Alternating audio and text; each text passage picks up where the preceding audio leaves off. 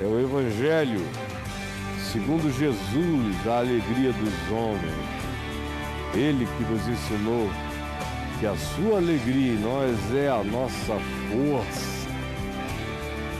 E é exultando que erguemos a cabeça e o aguardamos. Hoje eu quero ler o que o apóstolo Paulo nos diz aqui em Filipenses, no capítulo 2. Filipenses, no capítulo 2, diz: assim pois, ou por causa dessas coisas, que coisas?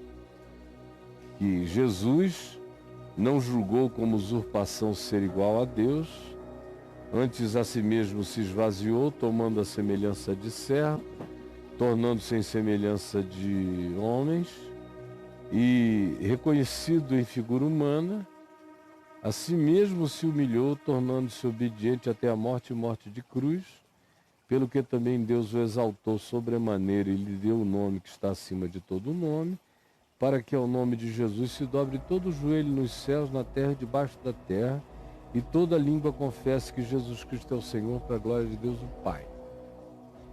Isso é o que está dito antes. Aí ele diz: assim pois, por causa disso, sabendo disso, que aquele que se exalta será humilhado, mas aquele que se humilha será exaltado. E ele diz: aprendam com Jesus, tenham o mesmo sentimento. Ele, que era Deus, não o julgou como usurpação o ser igual a Deus, antes a si mesmo se humilhou e escolheu o caminho mais humano entre os humanos, pelo que Deus o exaltou. E lhe deu o nome que está acima de todo nome. O caminho para verdadeira exaltação, para ser colocado aonde só Deus pode colocar, é o caminho daquele que, no que diz respeito a si mesmo, escolhe andar com o mesmo sentimento que houve em Jesus. Escolhe andar com o mesmo sentimento que houve em Cristo Jesus. Se alguém quer ser colocado diante de Deus na dimensão espiritual, nas moradas mais sublimes da percepção, então assuma para si o mesmo sentimento que houve também em Cristo Jesus, o qual, sendo Deus, decidiu viver a mais humana de todas as dimensões e possibilidades de vida, pelo que Deus o exaltou. Pelo que Deus o exaltou.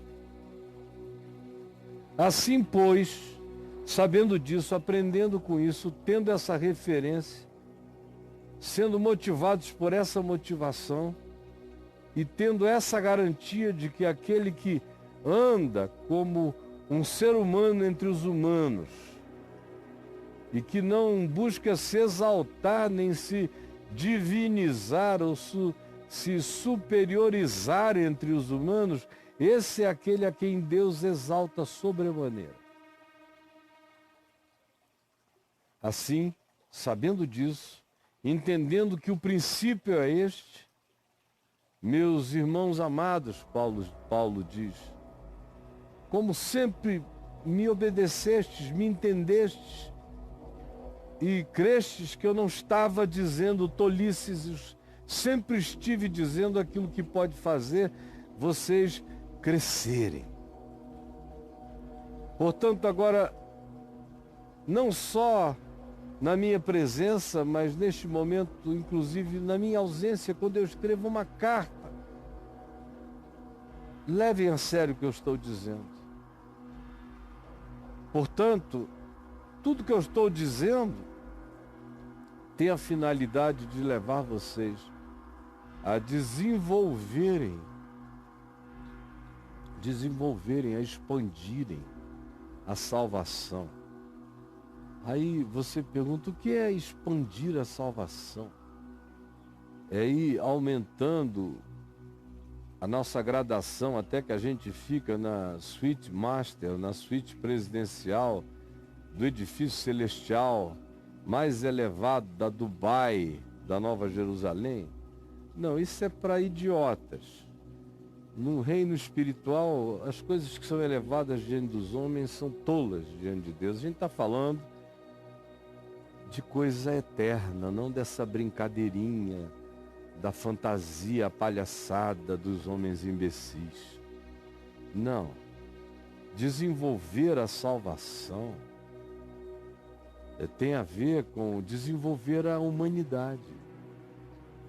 Porque eu sou salvo para me tornar humano. Não é para me tornar qualquer outra coisa. Eu perdi a minha humanidade.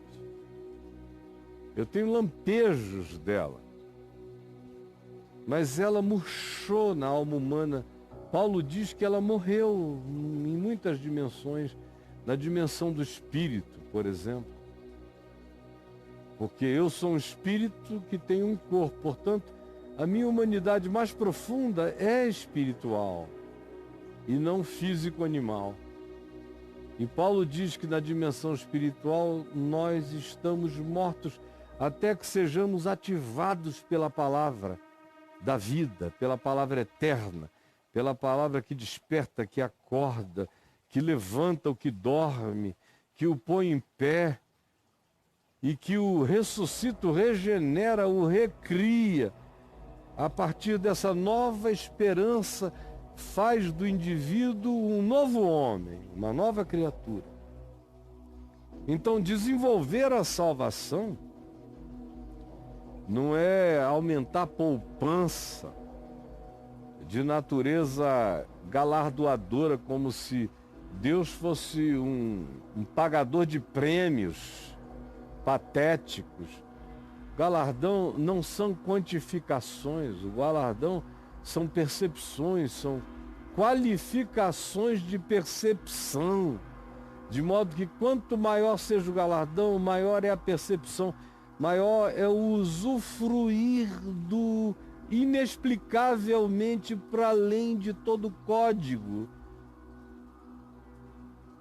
de autorrevelação. Expandir a salvação é entrar cada vez mais nos ambientes da inconfessabilidade do amor de Deus, da experiência de Deus em todas as dimensões.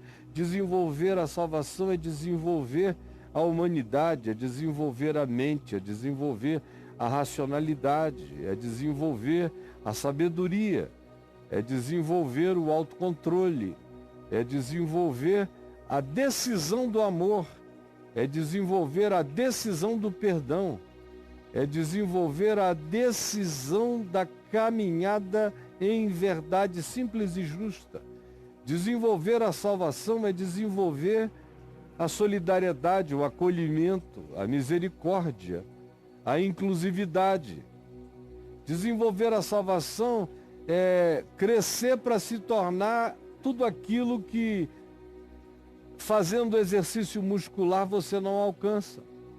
O exercício físico é proveitoso, mas esse exercício que desenvolve essas dimensões é um exercício de resolução eterna.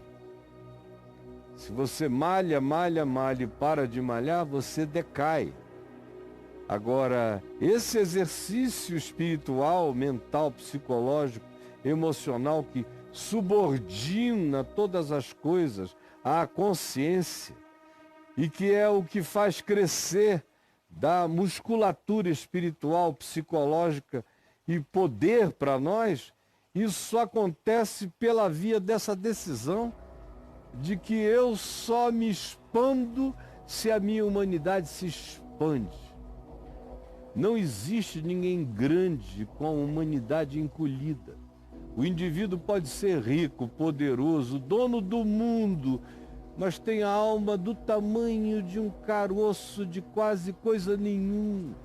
Tem um poder mental funcional para funcionar produtivamente no mundo material, mas espiritualmente falando é um ser não desenvolvido, anão no espírito, na consciência. É apenas um bicho de raivas e de impulsos e de saltos, mas não desenvolveu a salvação.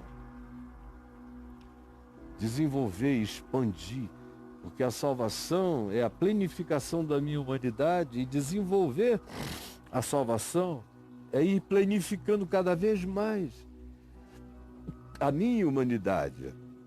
E é mais do que isso. Ao fazer isso, eu expando as minhas outras dimensões na vida. Porque como é que você haveria de se desenvolver para se tornar uma pessoa rija e forte?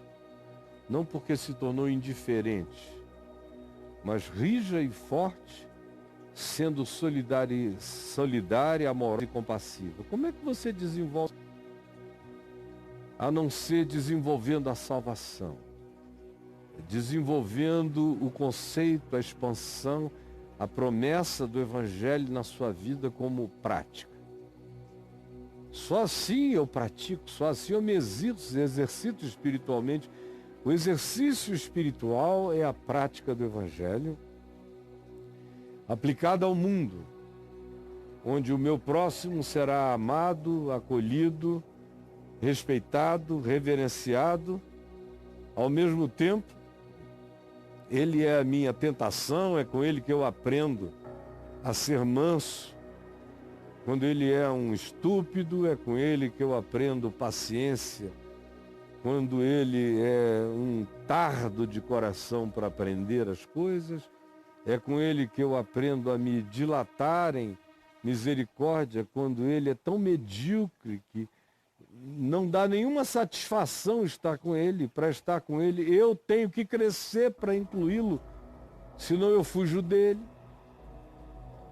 E eu poderia multiplicar esses exemplos para sempre, que mostram apenas uma coisa: a salvação, para ser desenvolvida em mim, ela se manifesta como expansão da minha humanidade, se manifesta como dilatamento da minha consciência, se manifesta como as escolhas do mandamento para a vida, que são aqueles que trazem sanidade à minha mente, ao meu espírito, às minhas emoções e ao meu ser.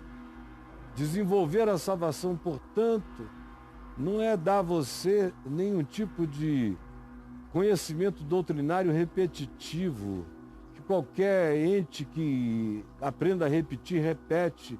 Isso aqui é uma experiência real de dilatamento do seu ser, de modo que é fácil ver em quem a salvação está se dilatando, pelo fruto de humanidade, de inteligência espiritual, de bondade, de misericórdia, os frutos todos do amor que brotam dessa vida. É esta, então, essa vida, um acontecimento no qual a salvação está em estado permanente de dilatação, de desenvolvimento. E ele diz: e façam isso de maneira quebrantada, como Cristo Jesus que se esvaziou. Façam isso com temor e tremor. Porque Deus é quem efetua em vós tanto querer como realizar segundo a sua boa vontade. De modo que, se você está me ouvindo agora, em qualquer lugar do mundo, da terra, você está me ouvindo, e o seu coração começou a entender, você disse: meu Deus, eu passo por cima disso, nunca compreendo, é tão simples. Eu estou entendendo. Se você está começando a entender, se está fazendo sentido, se está criando nexos, para você, aproveite.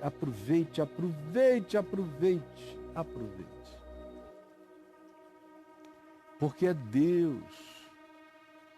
Deus quem efetua, é Deus quem ativa, é Deus quem efetua, é Deus quem ativa em nós. O efetuar é uma linguagem que designa o ativamento. É Deus quem fez esse ignition em você, tocou. É Deus quem ativa em nós tanto essa vontade que você está tendo, nunca tinha tido e agora está nascendo em você, como também é Ele que ativa o poder da gente realizar. E a boa vontade dele é essa, que nós cresçamos, que nós deixemos de ser apenas o boneco de carne, o mamífero, o humano, e nos tornemos gente segundo a imagem do Filho de Deus, que sendo Deus não julgou como usurpação ser igual a Deus e se tornou o homem dos homens, o Filho do homem, o homem da humanidade. E assim eu aprendo que o meu caminho para desenvolver a minha salvação é em assumindo a minha consciência de herdeiro de Deus em Cristo, me fazer o mais humano de todos os humanos. E se isto chegou a mim e despertou em mim uma percepção, criou um nexo, fez sentido, aproveite. É Deus efetuando, é Deus ativando em você esse querer. E quando Ele ativa esse querer, com o querer vem o poder para realizar, para decidir, andar e fazer acontecer pela fé, sabendo que essa é a vontade plena dele a ser manifesta na minha vida. Não fique perguntando por aí qual é a vontade de Deus para a sua vida. A vontade de Deus está dita, repetida, exaustivamente. A vontade de Deus é que você se torne segundo a imagem do seu Filho. Você nunca leu isso aqui? É para que todo dia você vá ficando mais parecido com Jesus.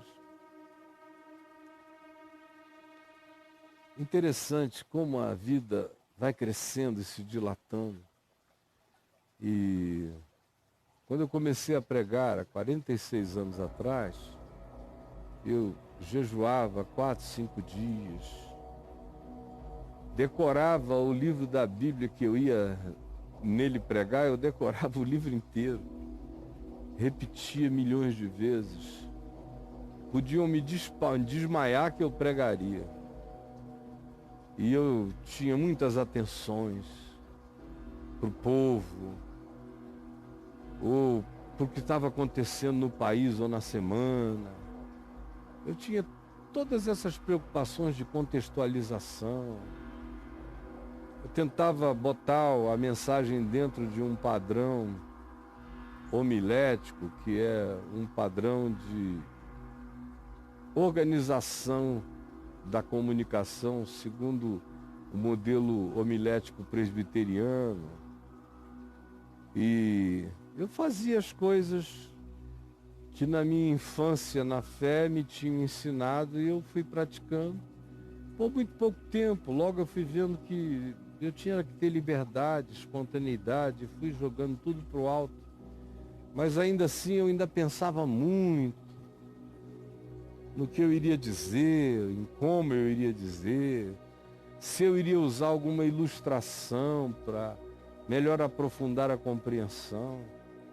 E à medida em que os anos foram passando, tudo isso foi ficando pequeno. Aí de uns 20 anos para cá, eu simplesmente decidi, ir a qualquer lugar e dizer o que mais profunda, sincera e intimamente eu estou com vontade de falar. Por razões diversas, inclusive, eventualmente por razão nenhuma, só porque é o que está mais ardente dentro de mim. Mas hoje em dia eu fui um passo além disso. Às vezes eu prego de manhã, vou falar à tarde, vou falar à noite, fico querendo de manhã pensar no que eu falarei o dia inteiro, e aí eu digo, não, isso é coisa do passado, é de quem ainda tinha que organizar na Bíblia o que iria dizer. Eu não estou há muitos anos organizando na Bíblia, eu estou pregando como Jesus pregava. Jesus não organizava nada na Bíblia para dizer, na do Velho Testamento. Ele era a palavra. Os apóstolos não organizavam na Bíblia para dizer. Eles tinham aquele jorrar de consciência, de modo que cada um propõe o que crê que é verdade e é o que sabe e é o que crê que é a palavra para a hora. Foi assim com todos eles, antes de haver o condicionamento imposto pelo livro. As pessoas que pregavam o que julgavam de Jesus ser o mais pertinente, o mais necessário para aquela dada hora. E hoje em dia comigo é assim. Eu fui um pouco para além disso. Eu assumo que eu sou Jesus ali. E é simples assim. Eu me levanto dizendo: Jesus, eu sou só um canal teu. E eu estou aqui com a espontaneidade que tu, entre nós, tinhas em relação a tudo que dizias. De modo que eu me recuso a ter em mim qualquer coisa além daquilo que seja a luz da hora, do momento, daquilo que tu dirias, porque eu não estou aqui para dizer o que tu disseste, eu estou aqui para dizer o que tu dirás. E aí muda tudo. Por que eu estou contando essa história? Porque ela mostra um desenvolvimento que não foi só nessa área, foi em todas as áreas da vida. A existência foi ficando assim para mim, com essa segurança, com essa certeza e com essa paz de que a salvação todo dia está se desenvolvendo em mim e aumentará e crescerá. E isso é baseado no fato de que é Deus quem está efetuando, ativando, aumentando, ampliando em mim todas essas realidades. E eu acolho isso com temor, tremor, quebrantamento e quero que Ele aprofunde em mim a minha humanidade. Porque quanto mais humano eu vier a ser, é sinal de que mais a minha salvação se desenvolveu, porque a salvação é cura crescente e plenificante para a totalidade do ser humano. Esse é o desejo de Deus, é Ele que efetua isto. Hoje Ele está efetuando isso. Agora que você está me ouvindo, está dizendo: eu quero, eu quero, eu quero. Você não está dizendo eu quero? Não está dizendo eu quero? Então aproveite, porque você não diz eu quero se isso não estiver sendo corroborado, ativado, estimulado, validado por Deus no seu coração. Aí o apóstolo Paulo começa a designar alguns dos principais sinais na vida de quem a salvação está se desenvolvendo. São muitos sinais, mas ele aqui diz algo que eu acho significativo ao extremo. Quando no verso 14 ele diz: fazei tudo, sem murmuração nem contendas, para que vos torneis irrepreensíveis e sinceros, irrepreensíveis e sinceros, filhos de Deus, inculpáveis no meio de uma geração pervertida e corrupta, na qual resplandeceis como luzeiros no mundo. Olha só, preste atenção no que ele diz.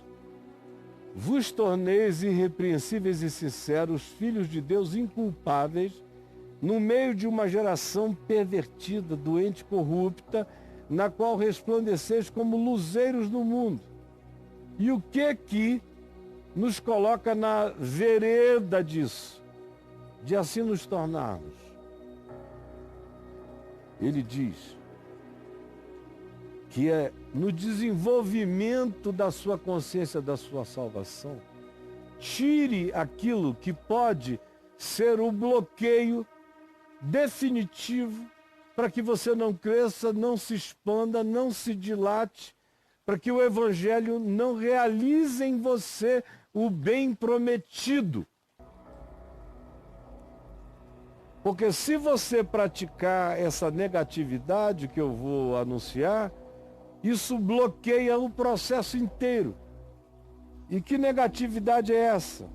Que me impede de me manifestar como um filho de Deus irrepreensível e sincero, inculpável, no meio de uma geração pervertida e corrupta, na qual eu resplandeço como um luzeiro no mundo.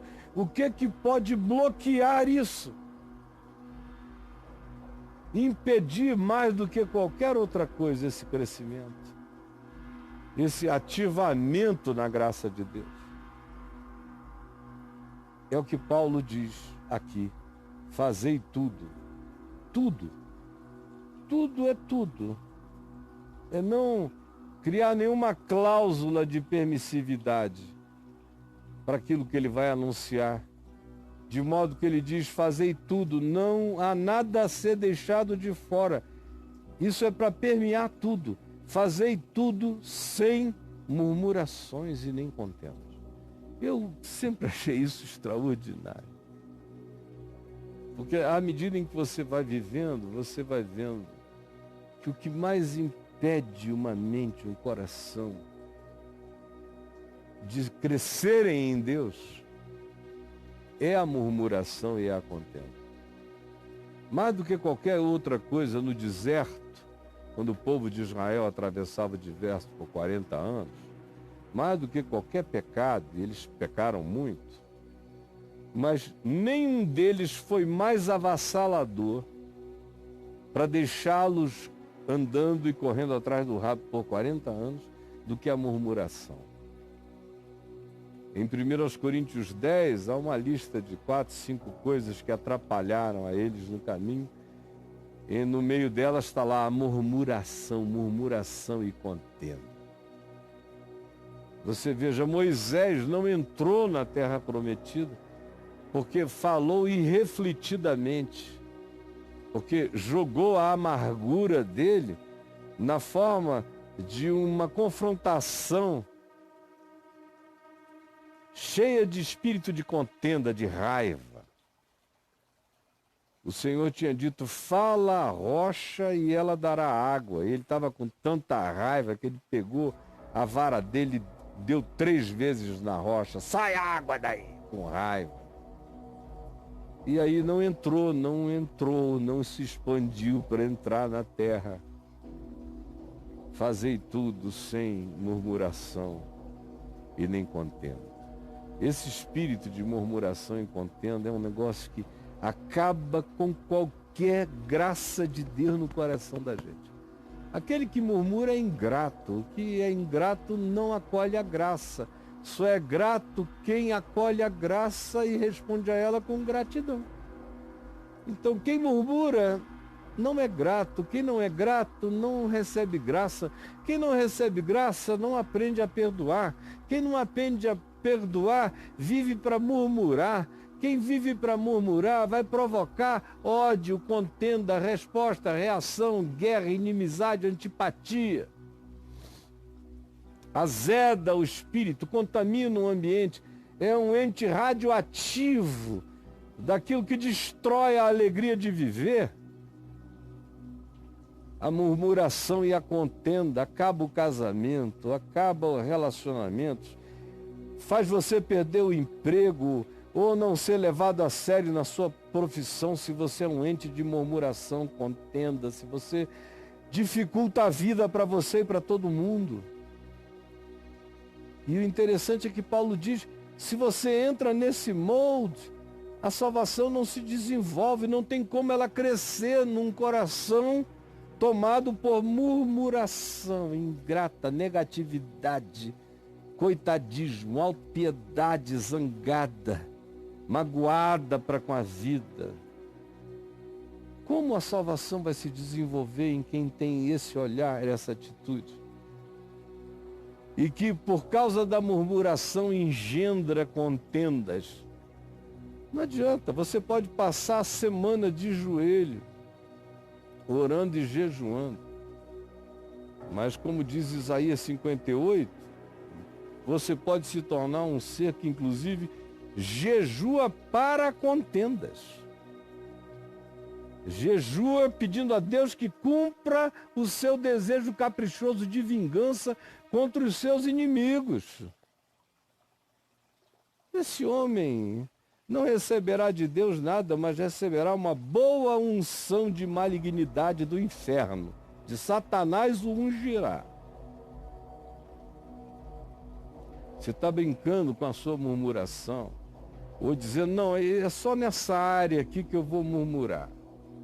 Não murmure em nada. Fazei tudo sem. Fazei tudo sem. Sem essa atitude murmurante, ela é negativa. Ela contamina os outros. Ela faz todo mundo olhar para você e querer fugir, querer te deixar.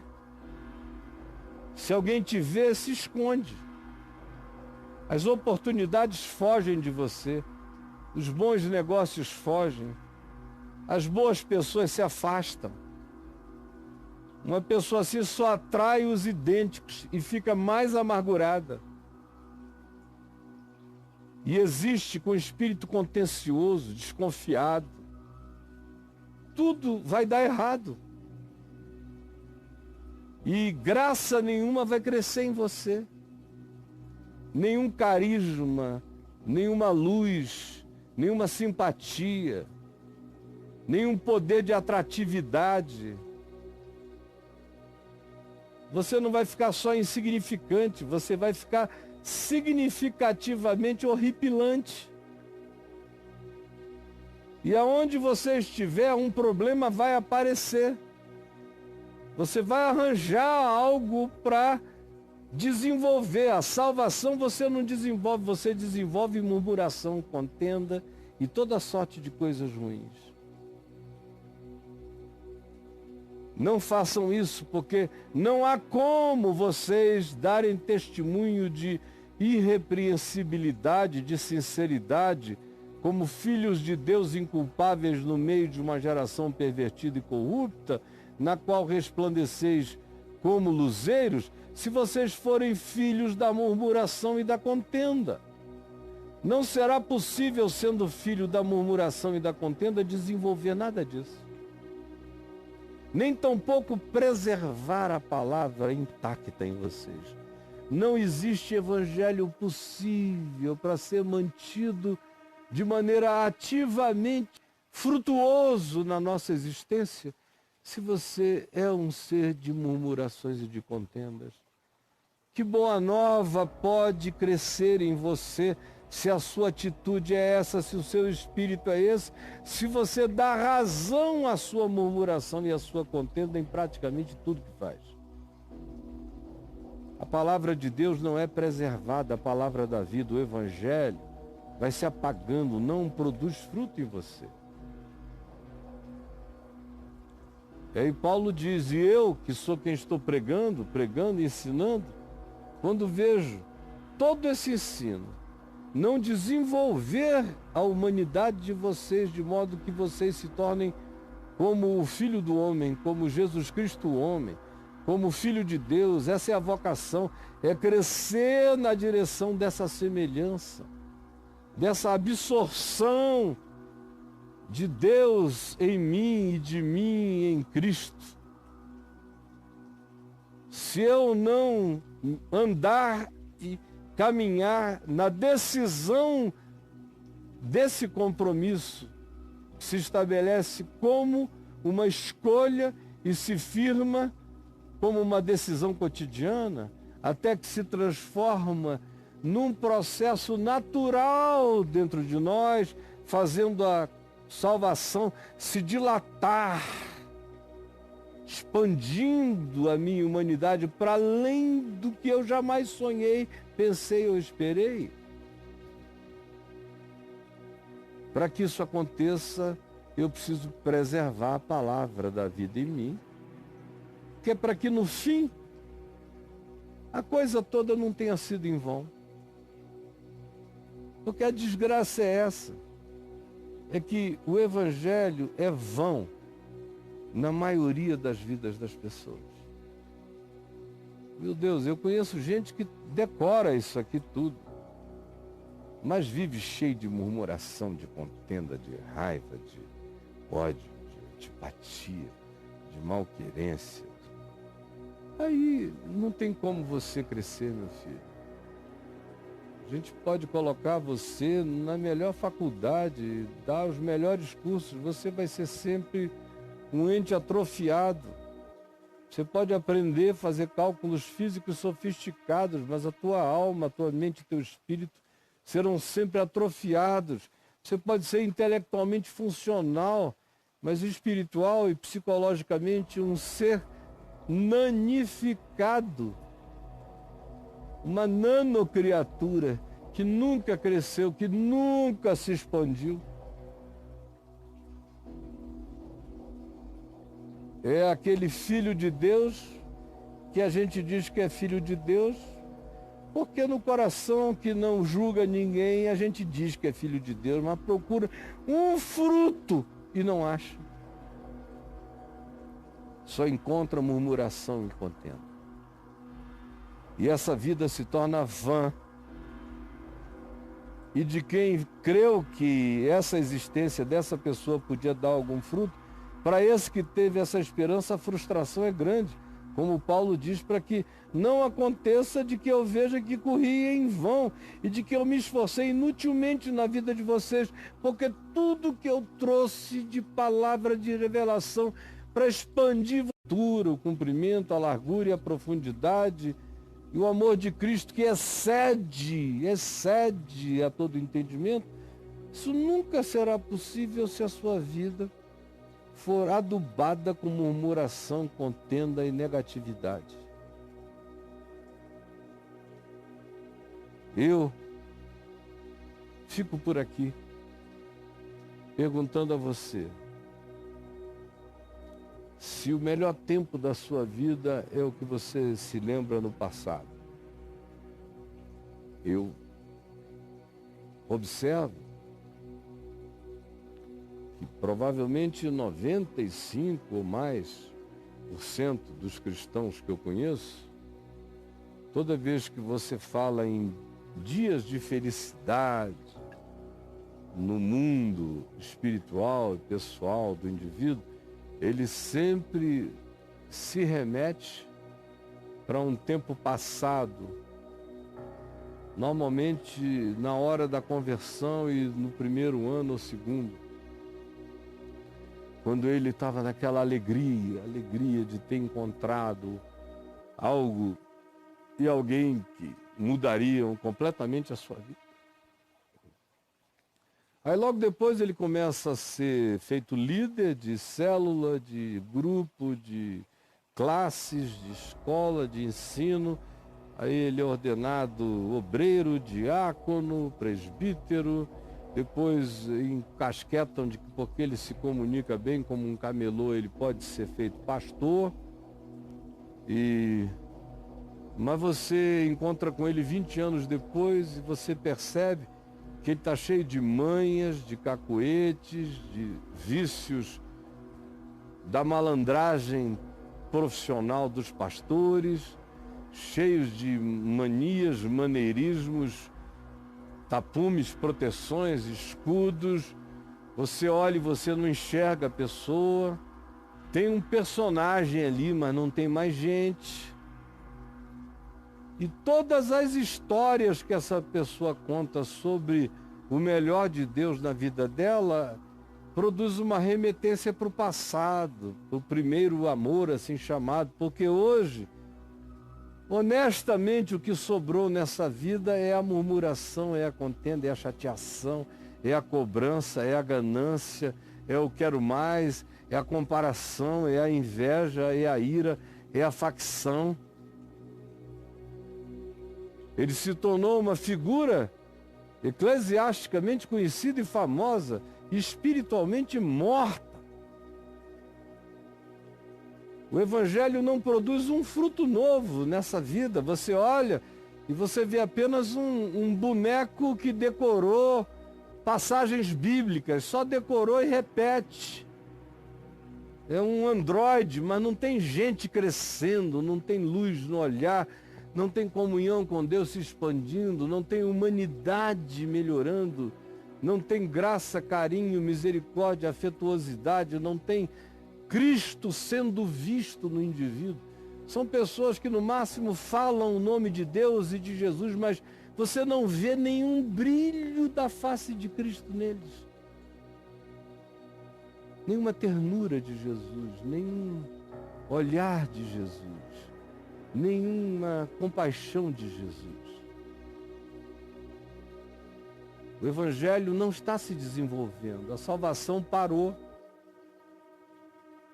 Em alguns casos, ela secou, como aquela figueira para a qual Jesus disse, nunca mais nasça fruto de ti, porque tu és só fachada, só folha e não tens fruto. Desenvolvei, ficai parecidos com Jesus. A salvação que cresce é a salvação que me torna humano, e que dia a dia me assemelha mais nos atos, decisões, valores e escolhas da minha vida, me assemelha mais e mais com Jesus, com a sua graça, com a sua paciência, com a sua misericórdia, com a inteligência espiritual que ele manifesta como trato de tudo no Evangelho. E é isso que eu tenho que absorver, e você também, para que a salvação em mim se dilate, para que eu tenha como o melhor dia da minha vida na terra, o último dia da minha vida na terra, porque eu não pare de crescer para sempre. Isso é desenvolver a salvação, e para que isso seja ativado, é Deus quem ativa, e Deus ativa, efetua isso em nós, quando, como eu já disse antes, num tempo e num momento como agora, quando você está me ouvindo aí, o coração está dizendo, eu quero viver assim, eu quero passar pela vida assim, eu quero crescer assim. Senhor Jesus, coloca esse apetite incontrolável, essa vontade de crescimento no coração de cada uma dessas pessoas queridas que estão aqui com a gente, e no coração das milhares e milhões que vão me assistir no curso dos dias, dos meses e dos anos, que aonde quer que essa palavra chegue, ela produz todos os desconfortos para o bem, todas as provocações para a vida e para a conversão a uma consciência que ambicione conhecer a altura, a profundidade, o comprimento, a largura e aprovar todo o amor de Deus em Cristo que excede a todo entendimento. É o que eu te peço por mim, por todos e pelos meus irmãos e irmãs, em nome de Jesus. Amém.